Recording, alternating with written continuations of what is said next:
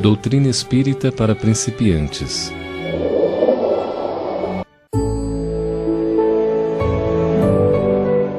Capítulo 1. A Doutrina Espírita. Neste capítulo, iremos conhecer os antecedentes do Espiritismo, os fenômenos de Hydesville, as mesas girantes, Allan Kardec e sobre os continuadores da obra dos Espíritos. Iniciaremos estudando os antecedentes da doutrina espírita. Os fatos atinentes às revelações dos espíritos ou fenômenos mediúnicos remontam à mais recuada antiguidade, sendo tão velhos quanto o nosso mundo. E sempre ocorreram em todos os tempos e entre todos os povos. A história, a este propósito, está pontilhada desses fenômenos de intercomunicação espiritual. Os historiadores confirmaram que a imortalidade da alma e a comunicação espiritual têm estado presentes nas culturas antigas, como faculdade natural, sexto sentido ou faculdade psi. Neste quadro, podemos ver uma ilustração do rei Saul e do espírito do profeta Samuel. Com a ajuda da pitonisa de Endor, o rei Saul, o primeiro rei de Israel, comunicou-se com o profeta Samuel, espírito, e este desvelou-lhe o seu futuro e os das suas tropas ao enfrentar os filisteus.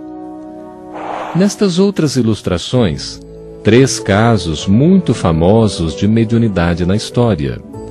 Teresa de Ávila, 1515-1582, conhecida como a maior mística da Igreja, mostrou diversos fenômenos, como o êxtase. Franz Anton Mesmer, 1734-1815, o famoso austríaco que abriu um espaço na saúde humana, realizou experiências com o magnetismo e curas com as mãos. E o de Joana d'Arc, 1412-1430. A jovem médium, que desde os 12 anos escutava as vozes do mundo espiritual e que foi condenada à fogueira com 19 anos, num processo religioso que a considerava feiticeira. Agora iremos conhecer mais 3 personagens anteriores ao surgimento do Espiritismo. Andrew Jackson Davis, 1826-1910, sensitivo, considerado por Arthur Conan Doyle como o profeta da nova revelação. Previu o surgimento do Espiritismo no seu livro Princípio da Natureza. Sir Arthur Conan Doyle, 1859-1930, célebre pelo seu personagem de ficção Sherlock Holmes, manifestou que os fenômenos espíritas tinham sido até o momento esporádicos, mas agora apresentava uma sequência metódica. No seu livro História do Espiritismo, asseverou: possuem a característica de uma invasão organizada. E Emanuel Swedenborg, um dos mais extraordinários filhos da Suécia. Desde a sua infância, tiveram início as suas visões, numa continuidade que se prolonga até sua morte. Mas as suas forças latentes eclodiram com mais intensidade a partir de abril de 1744, em Londres. Desde então, afirma Swedenborg, o Senhor abria os olhos de meu espírito para ver perfeitamente desperto o que se passava no outro mundo e para conversar em plena consciência com os anjos e espíritos. Informa-nos Immanuel Kant, na obra Sonhos de um Vidente, que em 1756 Swedenborg encontrava-se com os amigos em Gothenburg, a 400 quilômetros de Estocolmo. Às 18 horas, o vidente anunciou que tinha iniciado um incêndio que avançava em direção de sua própria casa. Às 20 horas, demonstrou grande perturbação pelos danos produzidos. Mas num dado momento, acalmou-se e exclamou com alegria que o incêndio tinha cessado 3 portas antes da sua. 2 dias depois, confirmou-se a notícia chegada de Estocolmo. Manifestações mediúnicas passam a ser registradas cada vez com maior intensidade, inclusive nos Estados Unidos. Conheceremos agora os fenômenos de Hydesville. O ano de 1848 constitui o ponto de partida do Espiritismo. Nos Estados Unidos da América do Norte, na aldeia de Hydesville, condado de Wayne, estado de Nova York, começaram a produzir-se uma série de fenômenos que chamaram a atenção da sociedade da época. Foi a 31 de março de 1848, às 22 horas, que esses ruídos insólitos surgiram de maneira mais ostensiva. A noite foi terrível. Das paredes provinham pancadas ou ruídos, rappings ou noises, que pareciam provir de uma inteligência oculta que desejava comunicar-se. Neste quadro, temos uma ilustração da casa da família Fox, em Hydesville. As irmãs Catherine e Margaret Fox, duas meninas de 11 e 14 anos, foram dormir no quarto de seus pais, mas os ruídos aumentaram. A irmã mais nova começou a bater palmas e da parede ouvia-se o mesmo número de batidas. A menina fazia perguntas e a parede respondia, com um golpe para dizer sim e com 2 golpes para dizer não. Descobriu-se que as revelações ruidosas partiam do espírito de um mascate, de nome Charles Rosman, que fora assassinado e sepultado no porão da casa pelos antigos proprietários e que só agora podia comunicar-se com a família dos Fox, adeptos da Igreja Metodista. Nesta ilustração, podemos ver as irmãs Fox.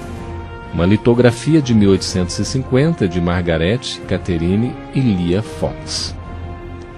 Esta outra ilustração mostra a primeira comunicação obtida em Hydesville, quando Kate Fox recebe resposta a seus sinais, preparando o terreno para o início do Espiritismo.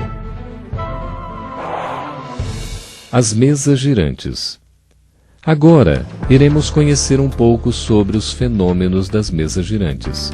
Em 1850, os fenômenos se trasladaram para a Europa e surgiram as chamadas tables parlantes, ou mesas girantes. Tratava-se de uma mesa redonda, com uma base de 3 pernas, ao lado da qual sentavam-se as pessoas, colocando as suas mãos sobre a superfície da mesa, a qual se movimentava, girava ou se mantinha sobre 2 pernas para responder às perguntas.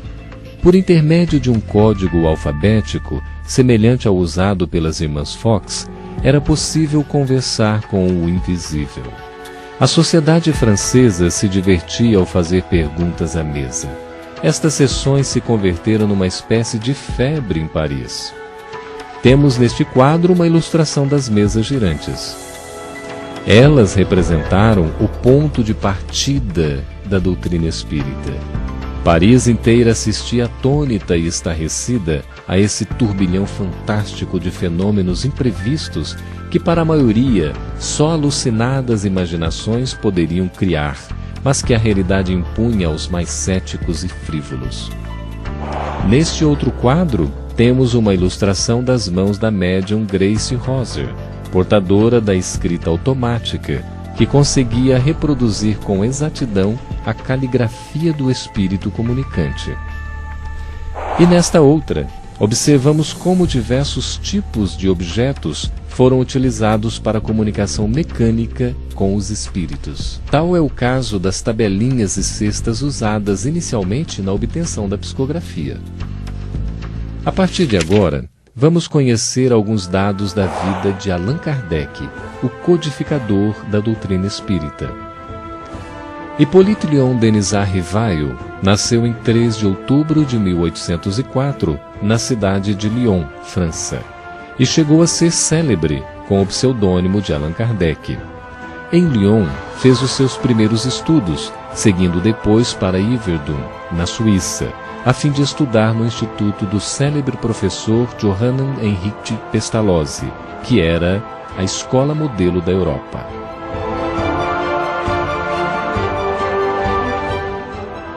Nesta ilustração, podemos ver o instituto do célebre Johann Henrique Pestalozzi, 1746-1827, conhecido como o educador da humanidade. Foi um dos mais famosos e respeitados em toda a Europa, conceituado como escola modelo, por onde passaram sábios e escritores do velho continente. Concluídos os seus estudos em Verdun, regressou a Paris, onde se tornou conceituado mestre, não só em letras como em ciências. Kardec dominava 5 idiomas, tendo realizado traduções de vários livros. Começa então a missão de Allan Kardec, quando em 1854 ouviu falar pela primeira vez das mesas girantes, através do amigo Sr. Fortier, que o convida para assistir a uma reunião de mesas falantes. Rivail perguntava-se: como pode uma mesa pensar sem ter cérebro e sentir sem ter nervos? Mais tarde, chegaria à conclusão de que não era a mesa quem respondia, e sim as almas dos homens que já tinham vivido na terra e que agora se valiam delas para se comunicarem.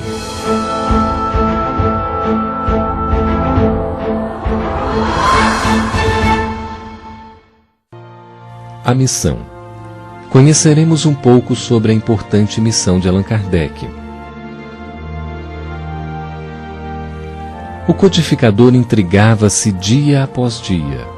Em 30 de abril de 1856, uma mensagem foi destinada especificamente para ele.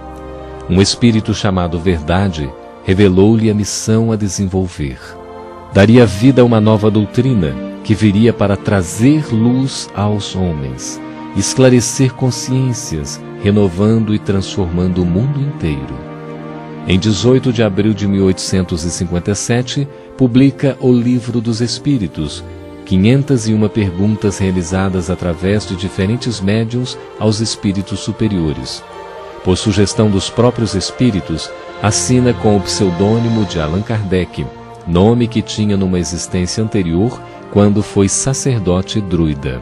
Vejamos uma ilustração da época mostrando a cúpula de vidro da Galeria de Orleans do Palácio Royal em Paris, França, local de lançamento de O Livro dos Espíritos. Nesta foto, podemos ver hoje o local da residência de Allan Kardec, na Rua e Passagem Sainte-Anne, número 59, em Paris, onde concentrava suas atividades espíritas. Nesta pintura, temos a ilustração de Allan Kardec com Amélie Gabrielle Boudet, 1795-1883, conhecida mais tarde como Madame Allan Kardec. A professora Amélie colaborou com seu esposo nas suas atividades didáticas, além de ser uma dedicada companheira que o apoiou em todos os momentos.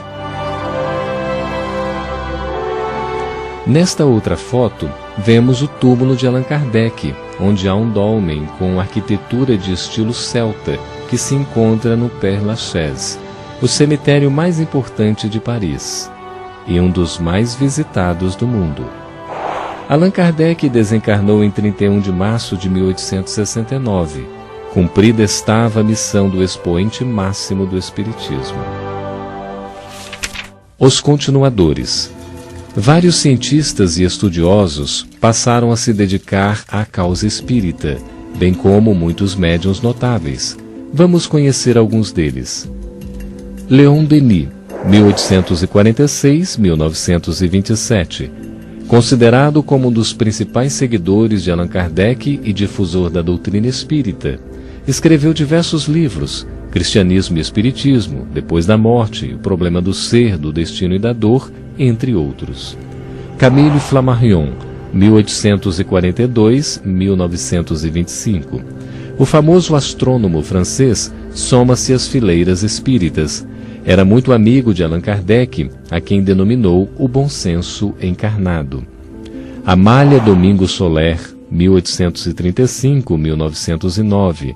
Conhecida como a grande dama do espiritismo, Amália é considerada uma das maiores médiuns e escritoras espíritas da Espanha. Gabriel Delany, 1857-1926. Junto com Leon Denis, foi o discípulo mais próximo de Kardec. Sir William Crookes, 1832-1919. Sábio eminente que aportou novos conhecimentos de física, É considerado como a maior autoridade da ciência na Inglaterra em 1878. Estudou a médium Florence Cook e o espírito Katie King, a quem pesou, mediu, tomou a temperatura e o pulso, examinou as vestes, unhas e o corpo, tomando-lhe 18 fotografias. Vemos aqui algumas fotos do espírito Katie King materializado. Charles Richet, 1850-1935. Prêmio Nobel de Fisiologia em 1913, descobridor da soroterapia e pai da metapsíquica, teve um papel fundamental ao desvendar os fenômenos anímicos. Pierre Guettele-Marie, pioneiro espírita, continuador da Revue Spirit e editor de obras póstumas. César Lombroso, 1835-1909, cientista mundialmente conhecido pelos seus trabalhos no campo jurídico. Lombroso foi um dos maiores médicos criminalistas do século XIX. Daniel Douglas Home, 1833-1866, um dos maiores médiuns de efeitos físicos da história. Eusápia Paladino, 1854-1918. Estudada por Lombroso, Richet e diversos pesquisadores, a famosa médium italiana produzia golpes, levantava objetos diversos, como sinos que soavam estrondosamente. Na América e no Brasil também tivemos grandes continuadores. Vamos conhecer um pouco alguns deles. No ano de 1865, começaram a aparecer os primeiros centros espíritas no Brasil. Em 1869, é publicado o primeiro jornal espírita, O Eco de Além Túmulo, criado por Luiz Olímpio Teles de Menezes. Em 1831, nasce Adolfo Bezerra de Menezes, que daria um grande impulso à difusão espírita brasileira. Francisco Cândido Xavier, 1910-2002. Com mais de 400 livros psicografados, o brasileiro Chico Xavier é considerado o maior médium psicógrafo de todos os tempos. Humildade e caridade são palavras que designam perfeitamente este grande missionário da luz. Cosme Marino, 1847-1927, jornalista argentino, fundador da Confederação Espiritista Argentina, CEA.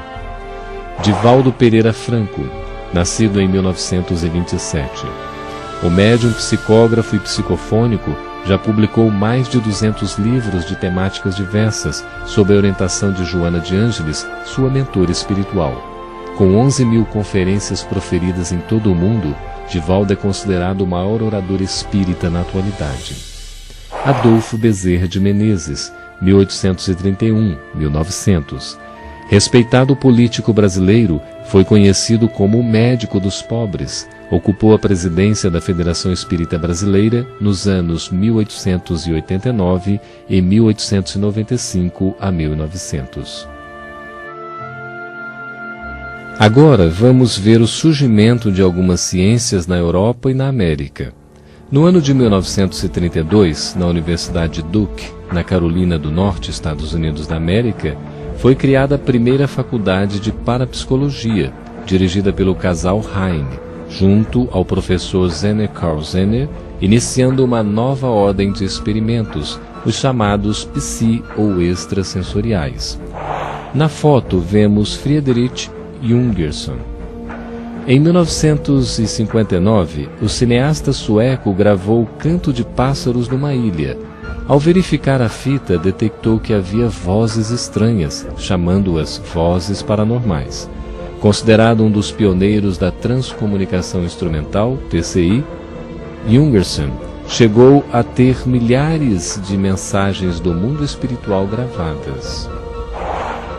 Nesta outra foto podemos ver Konstantin Raudive, 1906-1974. Filósofo e psicólogo nascido em Latívia, foi pioneiro da TCI na Europa. A partir de 1964, dedicou-se à investigação das vozes, deixando arquivados 72.000 mensagens gravadas. Vamos conhecer agora o famoso psiquiatra norte-americano Dr. Raymond Moody Jr., autor do best-seller Life After Life, Vida Depois da Vida. Esta ilustração é muito interessante, pois mostra um aparelho chamado Vidicom, uma espécie de aparelho de televisão que permite capturar imagens do outro lado da vida. Nas fotos aparecem Konstantin Raudiv, lado superior, e Friedrich Jürgensen, inferior. As fotos da esquerda são de quando estavam encarnados. À direita, vemos suas imagens após a morte no Vidicom.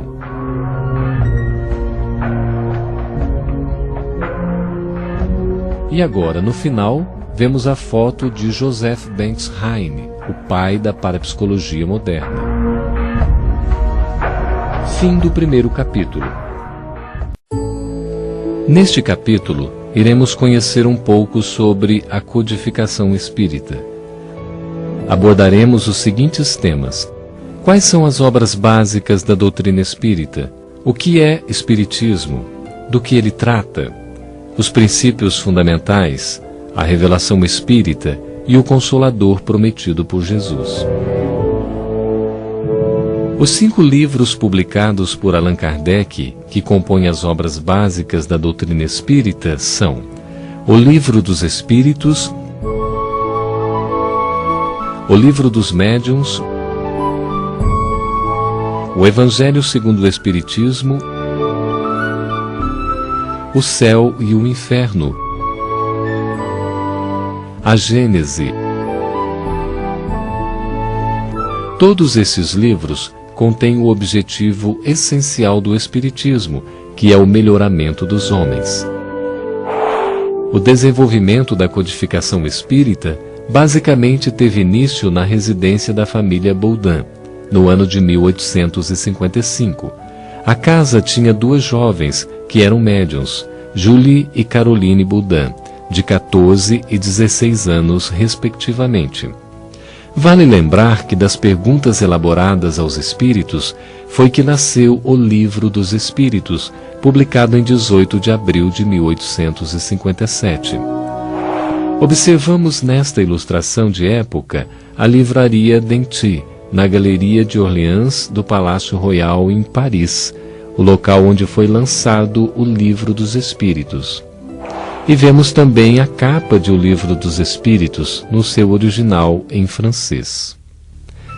Agora vamos apresentar rapidamente os 5 livros de Allan Kardec, que constituem a codificação espírita, também conhecidos como Pentateuco Kardeciano. O Livro dos Espíritos, 1857. Contém os princípios da doutrina espírita. Trata sobre a imortalidade da alma, a natureza dos espíritos e suas relações com os homens, as leis morais, a vida presente, a vida futura e o porvir da humanidade. O Livro dos Médiuns, 1861. Orienta a conduta prática das pessoas que exercem a função de intermediar o mundo espiritual com o mundo material. O Evangelho segundo o Espiritismo trata da parte moral e religiosa da doutrina espírita. Ensina a teoria e a prática do cristianismo, através de comentários sobre as principais passagens da vida de Jesus, feitos por Allan Kardec e pelos espíritos superiores. Nesta ilustração, podemos ler que o professor Rivaio adotou o pseudônimo de Allan Kardec, em referência a uma existência anterior como sacerdote druida, para diferenciar a obra espírita das produções pedagógicas anteriormente publicadas. E nesta outra, observamos que, em 9 de outubro de 1861, em Barcelona, Espanha, o bispo Antônio Palau e Temens determinou que os livros de Allan Kardec fossem queimados em praça pública por considerá-los ofensivos e contrários à fé católica. Vamos ver também a Revue Spirit, Revista Espírita, Jornal de Estudos Psicológicos. Publicada em janeiro de 1858, A Revista Espírita constitui uma importantíssima contribuição doutrinária. Nela se pode apreciar como Kardec apresentava as ideias espíritas, esclarecia as dúvidas dos leitores, estudava outras correntes de pensamento e contestava os ataques contra a doutrina. Agora iremos conhecer o quarto e o quinto livro das obras básicas espíritas, O Céu e o Inferno. Neste livro, através da evocação dos espíritos, Allan Kardec apresenta a verdadeira face do desejado céu, do temido inferno, como também do chamado purgatório. A Gênese. Este livro é um estudo sobre como foi criado o mundo, como apareceram as criaturas e como é o universo em suas faces material e espiritual. Há também um livro que, embora não pertença ao Pentateuco kardeciano, traz uma importante contribuição. Obras Póstumas. Publicado 21 anos após a desencarnação de Allan Kardec, o livro é uma compilação de textos escritos contendo uma série de reflexões e informações a respeito do trabalho do eminente codificador. Nesta outra ilustração, podemos ler uma frase de grande importância para todos nós. No livro O Evangelho segundo o Espiritismo, o Espírito de Verdade afirma: trabalhemos juntos e unamos os nossos esforços, a fim de que o Senhor, ao chegar, encontre acabada a obra. Porquanto o Senhor lhes dirá: vinde a mim, vós que sois bons servidores, vós que soubestes impor silêncio aos vossos ciúmes e às vossas discórdias, a fim de que daí não viesse dano para a obra. De que trata o Espiritismo? O Espiritismo responde às questões fundamentais da nossa vida, como: quem é você? Antes de nascer, o que você era? Depois da morte, o que você será? Por que você está neste mundo? Por que umas pessoas sofrem mais que outras? Por que alguns nascem ricos e outros pobres? Enfim, o Espiritismo responde às grandes questões feitas em todos os tempos pela humanidade. Na parte final deste quadro, temos uma reflexão de Allan Kardec, quando iniciava o estudo dos fenômenos espíritas. Era, em suma, toda uma revolução nas ideias e nas crenças. Fazia-se mister, portanto, andar com a maior circunspecção e não levianamente, ser positivista e não idealista, para não me deixar iludir. Neste outro quadro, podemos conhecer algumas frases de Allan Kardec, que se tornaram bandeiras da doutrina espírita e que foram reproduzidas nos cartazes do bicentenário de nascimento do codificador. Trabalho, solidariedade e tolerância. Fora da caridade não há salvação. Nascer, morrer, renascer e progredir sempre, tal é a lei. Fé inabalável só é aquela que pode olhar a razão face a face em todas as épocas da humanidade. O que é o Espiritismo? É importante esclarecer que foi Allan Kardec quem criou o neologismo Espiritismo, uma palavra que até então não existia, para designar a este novo conjunto de ideias, definindo-o assim: o Espiritismo é uma ciência que trata da natureza, origem e destino dos espíritos, bem como de suas relações com o mundo corporal.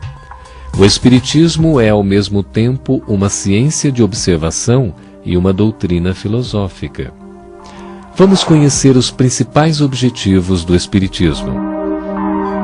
Realizar o progresso espiritual da humanidade. Transformar o homem num ser de bem e, consequentemente, a sociedade.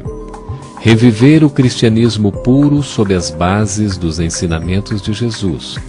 Dar ao homem uma fé sólida, baseada na razão. Neste quadro, destacamos o tríplice aspecto do Espiritismo: o científico, o filosófico, o religioso. Allan Kardec afirmara que o Espiritismo instituirá a verdadeira religião, a religião natural, a que parte do coração e vai diretamente a Deus. Religião aqui deve ser entendida num aspecto mais amplo, e não no sentido formal da palavra religião. Relacionaremos agora os princípios fundamentais da doutrina espírita. Os ensinamentos dos espíritos superiores fundamentam-se em 5 princípios básicos e na moral espírita: a existência de Deus, a imortalidade da alma, a reencarnação, a pluralidade dos mundos habitados, a comunicabilidade dos espíritos. E a moral espírita é baseada no Evangelho de Jesus, constituindo-se na máxima moral para a vida. Neste quadro podemos ler que, como moral, ele é essencialmente cristão, porque a doutrina que ensina é tão somente o desenvolvimento e a aplicação da do Cristo, a mais pura de todas, cuja superioridade não é contestada por ninguém, prova evidente de que é a lei de Deus. Ora, a moral está a serviço de todo mundo.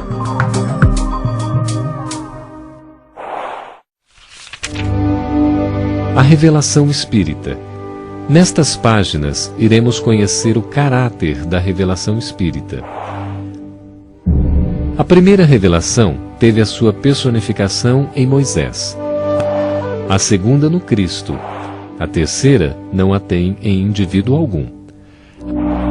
As 2 primeiras foram individuais, a terceira, coletiva. Aí está um caráter essencial de grande importância. A revelação espírita é progressiva. O Espiritismo não tem dito a última palavra, mas tem aberto um campo amplo para o estudo e para a observação. Neste quadro, temos a célebre citação de Jesus no livro Atos dos Apóstolos. Nos últimos tempos, disse o Senhor, derramarei o meu Espírito sobre toda a carne. Os vossos filhos e filhas profetizarão. Os mancebos terão visões e os velhos sonhos. Atos capítulo 2, versículos 17 e 18. Temos aqui ilustrações sobre as 3 grandes revelações para o Ocidente. Primeira revelação, Moisés. Segunda revelação, o Cristo. Terceira revelação, a doutrina espírita. No final deste capítulo, o livro nos fala sobre o Consolador prometido. Qual seria a relação do Espiritismo com o Consolador que Jesus prometeu enviar para a humanidade? Recordemos da citação do Evangelho de João no seu capítulo 14. Se me amais, guardai os meus mandamentos, e eu rogarei a meu Pai, e ele vos enviará outro Consolador, a fim de que fique eternamente convosco, o Espírito de verdade, que o mundo não pôde receber, porque não o vê e absolutamente não o conhece. Mas quanto a vós, conhecê-lo-eis, porque ficará convosco e estará em vós. Porém, o Consolador, que é o Santo Espírito, que meu Pai enviará em meu nome, vos ensinará todas as coisas e vos fará recordar tudo o que vos tenho dito. São João, capítulo 14, versículos 15 a 17 e 26. A relação entre o Espiritismo e o Consolador está no fato da doutrina espírita conter todas as condições do Consolador que Jesus prometeu. Ou seja, o Espiritismo vem abrir os olhos e os ouvidos, pois fala sem figuras, sem alegorias, levantando o véu intencionalmente lançado sobre certos mistérios. Vem finalmente trazer a consolação suprema aos deserdados da terra e a todos os que sofrem. Concluiremos o capítulo relacionando alguns dos espíritos que assinaram os prolegômenos de O Livro dos Espíritos. Eles levam a assinatura de homens veneráveis, como São Luís, João Evangelista, Vicente de Paulo, Fénelon, Sócrates e Platão. Conforme podemos ver nas ilustrações, a partir da esquerda para a direita. Há menção ainda de diversos personagens importantes como Santo Agostinho, o Espírito de Verdade, Franklin, Swedenborg, entre outros.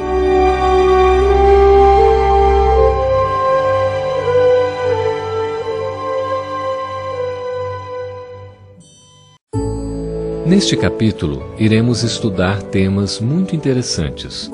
A ideia de Deus, que é Deus, provas da existência de Deus, os atributos da divindade, os elementos gerais do universo, a criação, o princípio vital e o princípio espiritual. A doutrina espírita tem como um de seus princípios básicos a existência de Deus. Vamos conhecer algumas das diversas ideias que os homens formularam sobre o Criador. Desde os tempos mais remotos, o ser humano sempre sentiu no íntimo da sua alma a existência de um ser superior. O homem primitivo demonstrava esse sentimento íntimo no respeito e no temor às forças da natureza, adorando o sol, o mar, a lua, o trovão, as estrelas, etc. Esta ilustração mostra algumas formas de adoração à natureza, imagens, totens, que eram cultuados à base de rituais, cerimônias e cantos rudimentários. Não há dúvida de que a ideia a respeito de Deus evoluiu conforme o progresso, o entendimento e a cultura da humanidade. Deus não é apenas o fruto das necessidades psicológicas de uma época, e sim uma realidade que se mostra mais nítida à medida que avançamos e compreendemos as leis que regem a vida, o universo e a realidade espiritual. O que os espíritos superiores disseram a Allan Kardec a respeito de Deus? Allan Kardec inicia o Livro dos Espíritos com uma pergunta: que é Deus? Interessante a maneira como o codificador formulou a pergunta. Vejam que ele não perguntou quem é Deus, mas sim que é Deus. Pois quando dizemos quem, já estamos restringindo a resposta a uma pessoa, a alguém. A pergunta que é muito mais ampla. Foi a primeira vez na história que alguém perguntou que é Deus. E os espíritos superiores responderam: Deus é a inteligência suprema, causa primeira de todas as coisas. Allan Kardec continua e na questão de número 3 indaga: poder-se-ia dizer que Deus é o infinito? Definição incompleta, pobreza da linguagem humana, insuficiente para definir o que está acima da linguagem dos homens. Allan Kardec, em uma nota, explica: Deus é infinito em suas perfeições, mas o infinito é uma abstração. Dizer que Deus é o infinito é tomar o atributo de uma coisa pela coisa mesma. Nesta ilustração, vemos a famosa pintura de Michelangelo, retratando a imagem da ideia de Deus que se tinha na época. Desde a antiguidade, Deus tem recebido diferentes nomes. Os arianos chamavam-no Varuna, os egípcios Elim, os chineses Tien, os persas Ashura Mazda, os indianos Brahman, os hebreus Yahvé, os gregos Zeus, os romanos Júpiter. Sócrates o chamava Eidos, Spinoza denominava-o natureza da natureza. Em realidade, ainda sabemos muito pouco a respeito da natureza do Criador. Vamos estudar agora algumas das provas da existência de Deus. Neste quadro temos: a inferioridade das faculdades do homem não lhe permite compreender a natureza íntima de Deus. Na infância da humanidade, o homem o confunde muitas vezes com a criatura, cujas imperfeições lhe atribui. Mas à medida que nele se desenvolve o senso moral, seu pensamento penetra melhor no âmago das coisas.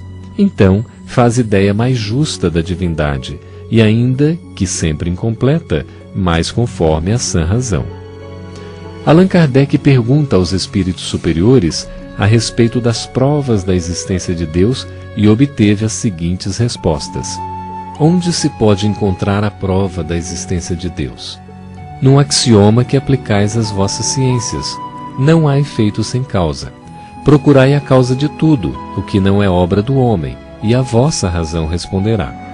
Kardec comenta: para crer-se em Deus, basta que se lance o olhar sobre as obras da criação. O universo existe, logo tem uma causa. Duvidar da existência de Deus é negar que todo efeito tem uma causa e acreditar que o nada pôde fazer alguma coisa. Na questão seguinte, ele pergunta: que dedução se pode tirar do sentimento instintivo que todos os homens trazem em si da existência de Deus. E os espíritos respondem: a de que Deus existe, pois donde lhes viria esse sentimento se não tivesse uma base? É ainda uma consequência do princípio, não há efeito sem causa. De fato, se o sentimento da existência de um ser supremo fosse tão somente o produto de um ensino, não seria universal, e não existiria senão nos que houvessem podido receber esse ensinamento, do mesmo modo que se dá com as noções científicas. Mais adiante, no Livro dos Espíritos, temos a 8ª questão, que se deve pensar da opinião dos que atribuem a formação primeira a uma combinação fortuita da matéria, ou por outra, ao acaso. Outro absurdo, que homem de bom senso pode considerar o acaso um ser inteligente? E demais, o que é o acaso? Nada. Kardec complementa: a harmonia existente no mecanismo do universo patenteia combinações e desígnios determinados, e por isso mesmo revela um poder inteligente. Atribuir a formação primeira ao acaso é insensatez, pois que o acaso é cego e não pode produzir os efeitos que a inteligência produz. Um acaso inteligente já não seria acaso. Kardec prossegue, questão 10. Pode o homem compreender a natureza íntima de Deus? Não, falta-lhe para isso um sentido. Questão 11. Será dado um dia ao homem compreender o mistério da divindade? Quando não mais tiver o espírito obscurecido pela matéria. Quando pela sua perfeição se houver aproximado de Deus, ele o verá e compreenderá. Pergunta número 12. Embora não possamos compreender a natureza íntima de Deus, podemos formar ideia de algumas de suas perfeições? De algumas, sim. O homem as compreende melhor à proporção que se eleva acima da matéria. Entrevê-as pelo pensamento. Trataremos agora sobre os atributos da divindade. Allan Kardec nos ensina que o homem, por não poder abranger tudo, pela sua carência perceptiva a todos os atributos divinos da absoluta perfeição, pode, no entanto, formar uma ideia de alguns, exatamente aqueles que não podem faltar a Deus. Sendo assim, Deus deve possuir em grau supremo essas perfeições.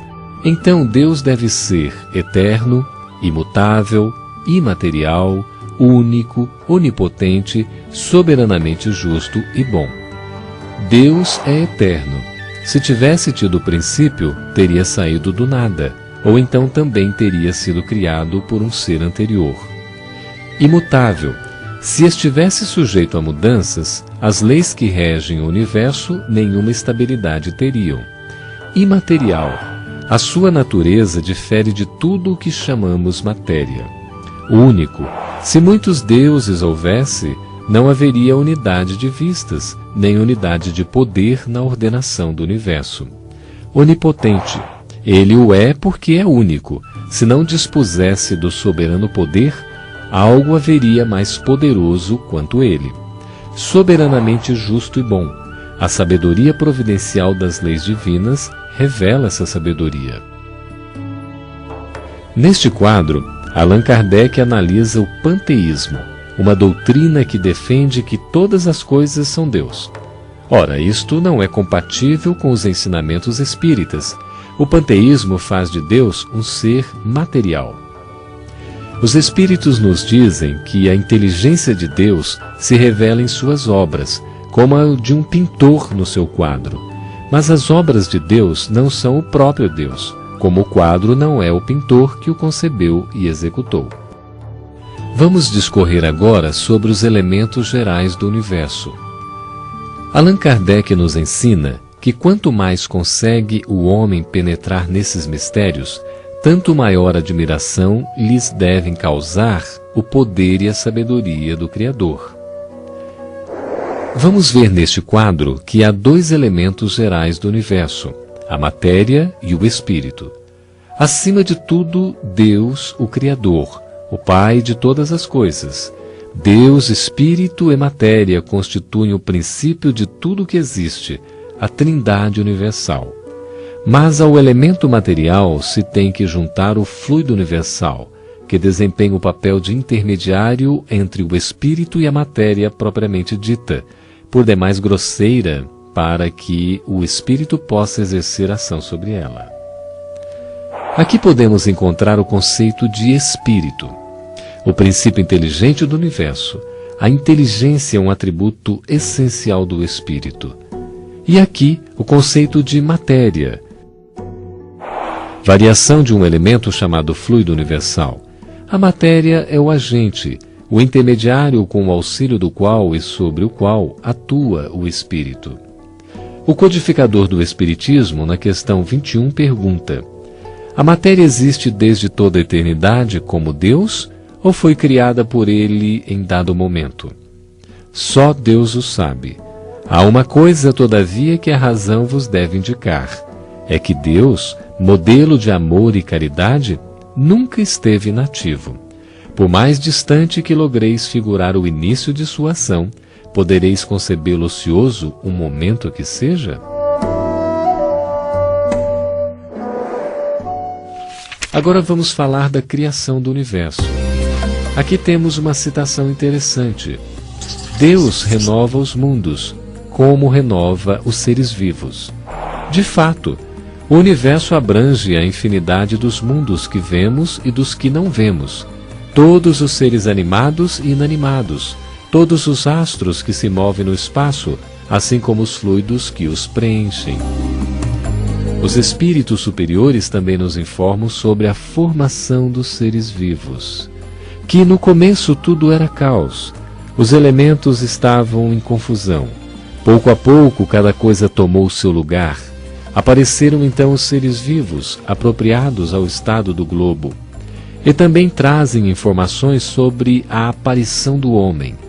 O homem surgiu em muitos pontos do globo e em épocas várias, o que também constitui uma das causas da diversidade das raças, pelo clima, vida e costumes. E sobre a pluralidade dos mundos habitados. Deus povoou de seres vivos os mundos. Acreditar que só os haja no planeta que habitamos seria duvidar da sabedoria de Deus, que não fez coisa alguma inútil. Entretanto, os espíritos superiores nos informam que há uma importante consideração a fazer.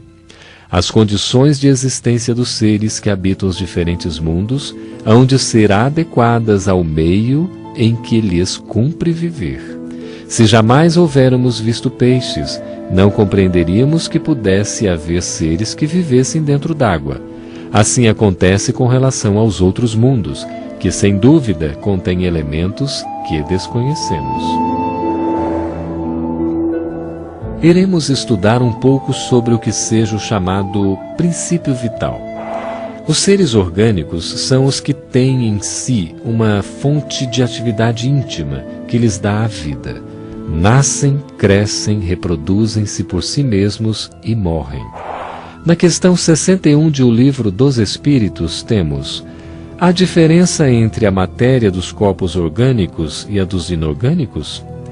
A matéria é sempre a mesma, porém nos corpos orgânicos está animalizada.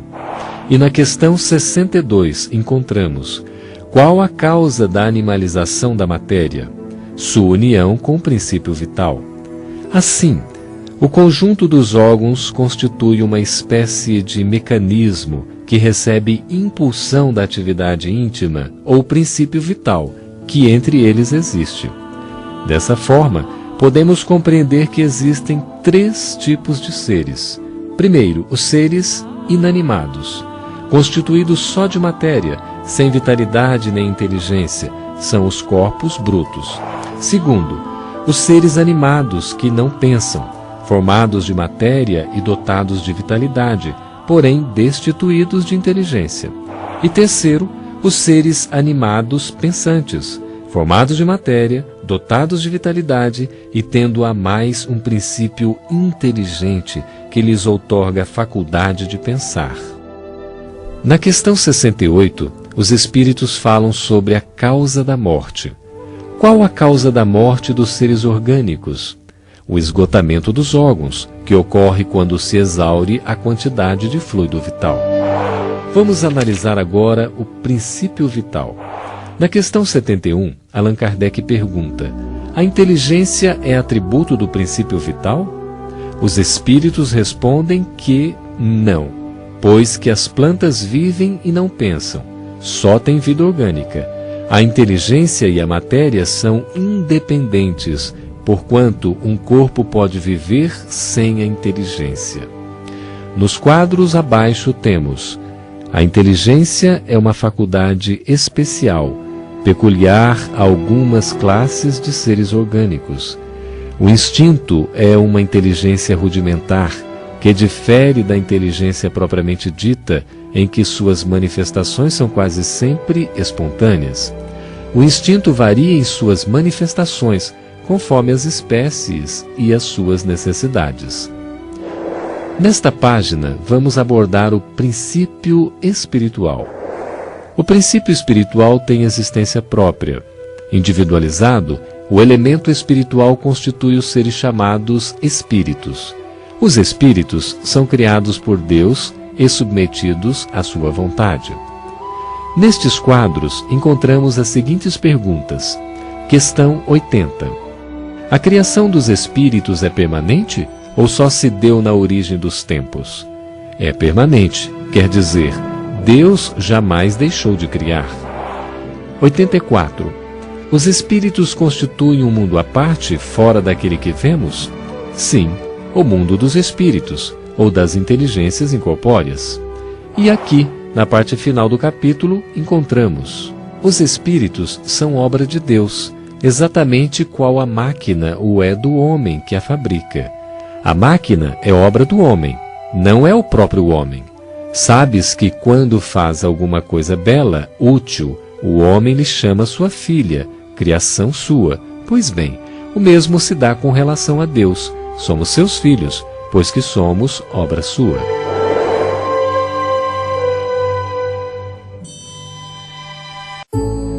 A imortalidade da alma. Neste módulo, vamos estudar sobre os espíritos, a alma, escala espírita, progressão dos espíritos, perispírito, propriedades e funções do perispírito, o que acontece depois da morte, perturbação e percepções. Um dos princípios básicos da doutrina espírita é a imortalidade da alma. Nós existimos antes desta vida e continuaremos vivos após a morte física. Mas quem são os espíritos? Segundo a definição por eles mesmos dada, são os seres inteligentes da criação e povoam o universo. Constituem um mundo à parte, o mundo dos espíritos, o qual preexiste e sobrevive a tudo. São as almas dos que viveram na Terra ou em outros mundos. Eles não são, como muitos imaginam, seres abstratos, vagos e indefinidos. São, ao contrário, seres muito reais, com sua individualidade e uma forma determinada. Aqui podemos ver algumas imagens do filme Amor Além da Vida. Nele, o ator principal, ao desencarnar, regressa ao mundo espiritual e encontra a sua realidade espiritual junto a outros espíritos. O emocionante filme Ghost enfoca a imortalidade da alma, a continuidade do amor, as sensações depois da morte e a comunicação mediúnica. Além destes filmes, há também o filme Os Outros, em que espíritos ainda não têm consciência de que já desencarnaram. E o que seria a alma? Allan Kardec perguntou aos espíritos superiores na questão de número 134 de O Livro dos Espíritos: que é a alma? E os espíritos responderam: um espírito encarnado. Que era a alma antes de se unir ao corpo? Espírito. As almas e os espíritos são, portanto, idênticos, a mesma coisa? Sim, as almas não são senão os espíritos. Aqui temos uma ilustração do filme O Sexto Sentido, que retrata a condição de diversos espíritos após a sua desencarnação. Muitos ainda com plena consciência de sua última existência corpórea e com dificuldades de compreender que já pertencem ao mundo espiritual. Desde a antiguidade, Os espíritos eram conhecidos por diversas denominações diferentes: gênios, duendes, demônios, anjos, sereias, fadas, deuses, semideuses, guias, guardiões. Allan Kardec pergunta aos espíritos: que seria o nosso corpo se não tivesse alma? Ao que os espíritos superiores responderam: simples massa de carne, sem inteligência, tudo o que quiserdes, exceto um homem. Escala espírita. Allan Kardec vai elaborar uma tabela contendo uma classificação didática da escala espírita, aliás, muito próxima à escala dos antigos druidas. Ela se divide em 3 níveis principais. Vejamos. Na primeira ordem estão os espíritos puros, são os ministros de Deus. Existe uma segunda ordem, chamada de espíritos bons, e eles são espíritos superiores, espíritos de sabedoria, espíritos sábios e os benévolos. E os de terceira ordem, que são os espíritos imperfeitos, constituídos pelos espíritos batedores, espíritos neutros, onde estagia a grande maioria da humanidade, que não são nem bons nem maus, espíritos pseudo-sábios, espíritos levianos e os espíritos impuros, com grande inclinação ao mal. A classificação dos espíritos é baseada no grau de adiantamento deles. Esta classificação, aliás, nada tem de absoluta. Apenas no seu conjunto, cada categoria apresenta caráter definido. Agora vamos falar do progresso dos espíritos e saber como todos nós, espíritos, vamos nos aperfeiçoando e, ao consegui-lo, passamos de um grau inferior a um grau superior. Allan Kardec, na questão de número 115 de O Livro dos Espíritos, pergunta: dos espíritos, uns terão sido criados bons e outros maus? Ao que os espíritos respondem: Deus criou todos os espíritos simples e ignorantes, isto é, sem sabedoria. A cada um deu determinada missão, com o fim de esclarecê-los e de fazê-los chegar progressivamente à perfeição, pelo conhecimento da verdade, para aproximá-los de si. Então os espíritos seriam como crianças. As mais rebeldes se conservam ignorantes e imperfeitas, mas todos atingirão a perfeição. Perfeição sempre relativa, pois só Deus é a perfeição absoluta. A doutrina espírita mostra-nos que todos nós temos um anjo bom, um guia espiritual, um espírito amigo que nos protege desde o nosso nascimento, que geralmente já nos conhece de outras existências, e podem ser pais, avós ou seres muito queridos que agora têm a tarefa de nos ajudar a progredir. Aqui vemos outra cena do filme Ghost e a questão de número 119 de O Livro dos Espíritos. Não podia Deus isentar os espíritos das provas que lhes cumprem sofrer para chegarem à primeira ordem? A resposta é a seguinte: se Deus os houvesse criado perfeitos, nenhum mérito teriam para gozar dos benefícios dessa perfeição. Onde estaria o merecimento sem a luta? Neste sentido, compreendemos que temos constantemente desafios na vida, mas também temos soluções. Perispírito. Há no homem, além da alma e do corpo, um laço que os liga, chamado perispírito. O perispírito, substância semimaterial, serve de primeiro envoltório ao espírito e liga a alma ao corpo físico. O homem é, portanto, formado de 3 partes essenciais. Visualizemos no seguinte gráfico, de modo a entendermos melhor. Primeiro, o corpo ou ser material, análogo ao dos animais e animado pelo mesmo princípio vital. Segundo, a alma, espírito encarnado, que tem no corpo a sua habitação. Terceiro, perispírito, a substância semimaterial que serve de primeiro envoltório ao espírito e liga a alma ao corpo. Já na questão 47, Allan Kardec pergunta: por que é que os anatomistas, os fisiologistas e, em geral, os que aprofundam a ciência da natureza são com tanta frequência levados ao materialismo? O fisiologista refere tudo ao que vê. Orgulho dos homens, que julgam saber tudo e não admitem haja coisa alguma que lhes esteja acima do entendimento. Propriedades e funções do perispírito. Pode ser que esta ilustração do filme Ghost nos ajude a esclarecer algumas dessas propriedades. O perispírito, pela sua natureza etérea, matéria nenhuma lhe opõe obstáculo. Ele as atravessa todas, como a luz atravessa os copos transparentes. O perispírito tem as seguintes propriedades: expansibilidade, ou seja, adapta-se à vontade do espírito, tomando a aparência que deseje. Irradiação, é uma forma em torno do corpo físico, uma atmosfera que o pensamento e a vontade podem modificar em alcance e intensidade. A absorção, consegue assimilar essências materiais finas que oferecem ao espírito e possui as seguintes funções principais: personalizar o espírito, conserva sua individualidade, personifica o espírito, guardando-lhe a aparência de sua última encarnação. Princípio da comunicação mediúnica. O perispírito do desencarnado entra em contato com o perispírito do médium. Proporcionar ação do espírito sobre a matéria. Servir de veículo de união do corpo físico com o espírito. E, finalmente, arquivo reencarnatório. Registra as experiências de vidas passadas.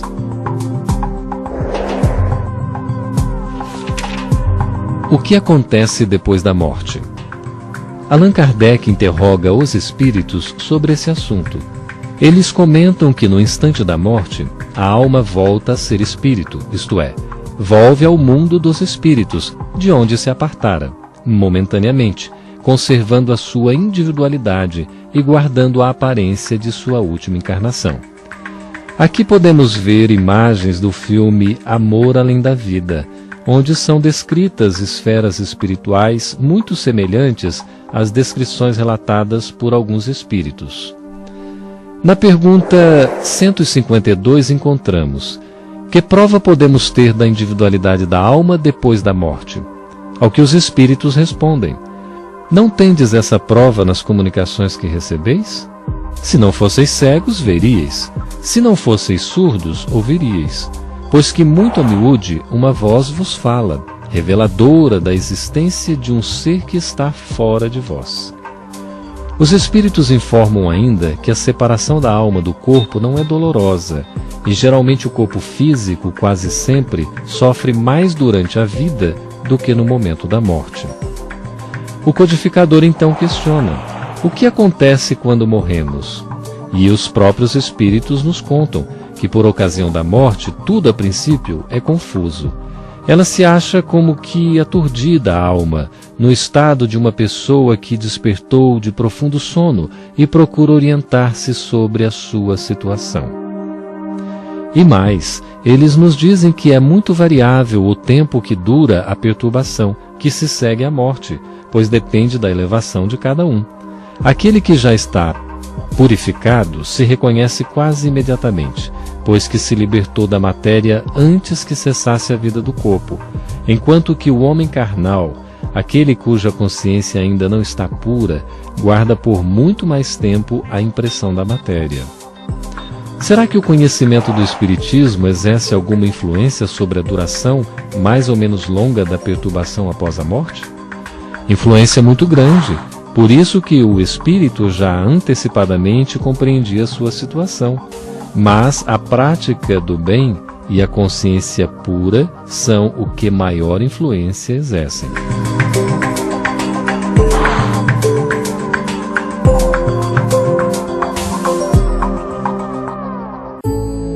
O título deste capítulo é Reencarnação. Nele abordaremos a pluralidade das existências, a justiça divina, os antecedentes, reencarnação no Evangelho, a evolução do espírito, aspectos gerais sobre reencarnação, vidas passadas, a exortação de Kardec. A reencarnação é, sem dúvida, um dos assuntos mais interessantes que a doutrina espírita estuda. Estudemos então as noções que os próprios Espíritos nos revelam sobre a pluralidade das existências. Reencarnação quer dizer ressurreição na carne, ou seja, o renascimento do espírito no plano físico. Allan Kardec, na questão 166 de O Livro dos Espíritos, pergunta: como pode a alma, que não alcançou a perfeição durante a vida corpórea, acabar de depurar-se? E os espíritos respondem: sofrendo a prova de uma nova existência. Allan Kardec volta a perguntar: a alma passa então por muitas existências corpóreas? Sim, todos contamos muitas existências. Os que dizem o contrário pretendem manter-vos na ignorância em que eles próprios se encontram. Esse é o desejo deles. Kardec então comenta: todos os espíritos, criados simples e ignorantes, tendem para a perfeição, e Deus lhes faculta os meios de alcançá-la, proporcionando-lhes as provações da vida corporal. Sua justiça, porém, lhes concede realizar em novas existências o que não puderam fazer ou concluir numa primeira prova. A cada nova existência, o espírito dá um passo na senda do progresso, e quando limpo de todas as impurezas, não tem mais necessidade da vida corporal. O número das encarnações para todos os espíritos é ilimitado, tantas vezes quantas sejam necessárias, sendo menor naquele que progride mais depressa. Neste quadro podemos ver as três principais finalidades da reencarnação. A primeira é a reparação. Se praticarmos o mal, teremos de arcar com as consequências. Por isto a reencarnação funciona como resgate e corretivo para o espírito culpado. A segunda é a aprendizagem. Com as numerosas experiências que a vida nos proporciona na Terra, educaremos os nossos sentimentos e o nosso coração para cumprirmos o mandamento: amar a Deus sobre todas as coisas e amar ao próximo como a si mesmo. A aprendizagem na Terra nos dá também a oportunidade de instruir nosso espírito, enriquecendo-o de sabedoria. E a terceira é a elevação. À medida que vamos educando nosso amor e adquirindo sabedoria, simultaneamente nos capacitamos para habitar planos superiores. Em síntese, podemos afirmar que o objetivo da reencarnação é a expiação e o melhoramento progressivo da humanidade. Estudemos agora um pouco sobre a justiça divina. A reencarnação fundamenta-se na justiça de Deus e na revelação espiritual, pois o bom pai deixa sempre aberta a seus filhos uma porta para o arrependimento. De fato, a doutrina da reencarnação é a única que corresponde à ideia que formamos da justiça de Deus para com os homens, a única que pode explicar o futuro e firmar as nossas esperanças. Com esta explicação, percebemos que somos os autores do nosso próprio destino. Nós respondemos pelos nossos próprios atos. Descobrimos então que as aparentes injustiças que surgem em nossas vidas têm uma causa em nós mesmos e servem para nos reajustar perante a lei. As reencarnações não acontecem somente na Terra. Os espíritos dizem que vivemo-las em diferentes mundos. As que aqui passamos não são as primeiras, nem as últimas. São, porém, das mais materiais e das mais distantes da percepção. E, ao final, o que fica sendo o espírito depois de sua última encarnação? Um espírito bem-aventurado, puro espírito. Assim concluímos que nosso destino é chegar à felicidade dos espíritos puros, e que isto dependerá do esforço em trabalharmos no bem constantemente, de modo a atingirmos este nível de luz. Portanto, somos anjos em potencial. Estudemos os antecedentes da reencarnação na história. Desde tempos imemoriais, a imortalidade da alma e a reencarnação inspiram as mais extraordinárias filosofias, constituindo o conhecimento dos santuários e dos antigos centros iniciáticos. Podemos ver nas ilustrações a frase inscrita no Dômen de Kardec: nascer, morrer, renascer ainda e progredir sempre, esta é a lei. Lembremos também que os druidas, que eram sacerdotes celtas, exerciam as maiores funções legais e educativas, defendiam a imortalidade e a reencarnação. Na Grécia, a reencarnação estava presente na filosofia de Sócrates, Platão e Pitágoras. Recordemos ainda que os egípcios eram um dos povos mais reencarnacionistas da antiguidade. Concluiremos que muitos dos estudiosos das ciências psíquicas afirmam a existência da reencarnação como veículo da imortalidade.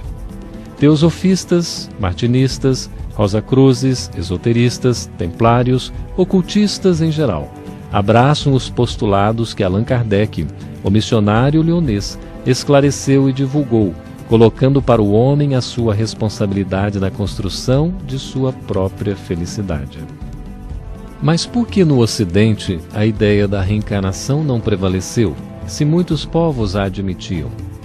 Analisemos esta questão com um pouco mais de detalhes. Orígenes, considerado o pai da ciência da Igreja e o maior mestre da Igreja depois dos apóstolos, nos seus ensinamentos manifestava: existe a pré-existência das almas.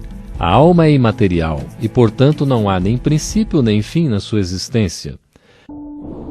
As predições dos evangelhos não foram feitas com a intenção de uma interpretação literal. Existe um progresso constante rumo à evolução, sendo nos primeiros como copos de barro, logo de vidro, logo de prata, finalmente como cálice de ouro. Todos os espíritos foram criados sem culpa, e todos têm que retornar ao fim, sua perfeição original. A educação das almas continua em mundos sucessivos. Há inumeráveis mundos que se seguem uns aos outros durante eternas eras. Não será isto mais conforme a razão? Que cada alma, por certas razões misteriosas, seja introduzida num corpo conforme seus méritos e ações anteriores? As ideias de Orígenes eram da Igreja cristã primitiva do século III, pregando a reencarnação, a imortalidade da alma, o progresso constante em essência, conceitos iguais aos fundamentos espíritas de hoje em dia. Mas o que aconteceu? É necessário estudarmos o Segundo Concílio de Constantinopla, de 553 d.C. Até a metade do século VI, a reencarnação fazia parte do cristianismo. Depois do Segundo Concílio de Constantinopla, atual Istambul, Turquia, por experiências do Império Bizantino, foi abolida, sendo substituída pela ressurreição. Por petição de Teodora, esposa do imperador Justiniano, partidária da escravidão e das ideias preconcebidas, temerosa de retornar ao mundo na pele de escrava negra, desencadeou uma forte pressão sobre o Papa da época, Virgílio, para quem os desejos de Teodora eram lei. Assim, o concílio decidiu eliminar todo o pensamento de Orígenes de Alexandria, conforme se lê em latim. Se alguém diz ou pensa que as almas dos homens pré-existem e que têm sido anteriormente espíritos e virtudes e que foram enviadas em corpos como castigo, que sejam declarados anátemas. Então, a partir do ano de 553, boa parte dos cristãos que eram reencarnacionistas passariam a deixar de ser. Na Índia, encontramos a reencarnação ou transmigração das almas explícita no livro Bhagavad Gita, nos diálogos e lições do mestre espiritual Krishna ao seu discípulo Arjuna. Leonardo da Vinci, o famoso renascentista italiano, afirmava: leia-me, ó leitor, se em mim encontras deleite, porque raras vezes retornarei de novo a este mundo. O caminho da vida budista oferece preceitos para o bem-estar ético e espiritual de cada indivíduo e os exorta a ter compaixão por qualquer que seja a forma de vida. Como reencarnacionistas, os budistas devem aceitar a responsabilidade em que exercem sua liberdade, já que as consequências da ação podem ser vistas em vidas posteriores. No Evangelho, a reencarnação formava parte dos dogmas judaicos sob o nome de ressurreição. Jesus foi o ser que ensinou a reencarnação com maior contundência de todos os tempos. Todo o Evangelho predica a ressurreição, tanto da carne como a do espírito. A ressurreição. Lembremos o diálogo com Nicodemos. Em verdade, digo-te, ninguém pode ver o reino de Deus se não nascer de novo.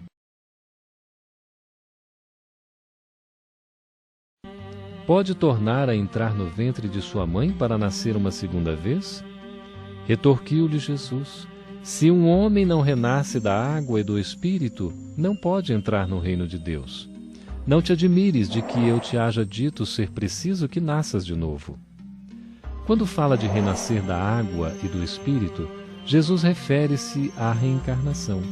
Se um homem não renasce da água, é evidente que não teria um corpo físico, já que o corpo humano é aproximadamente 70% água.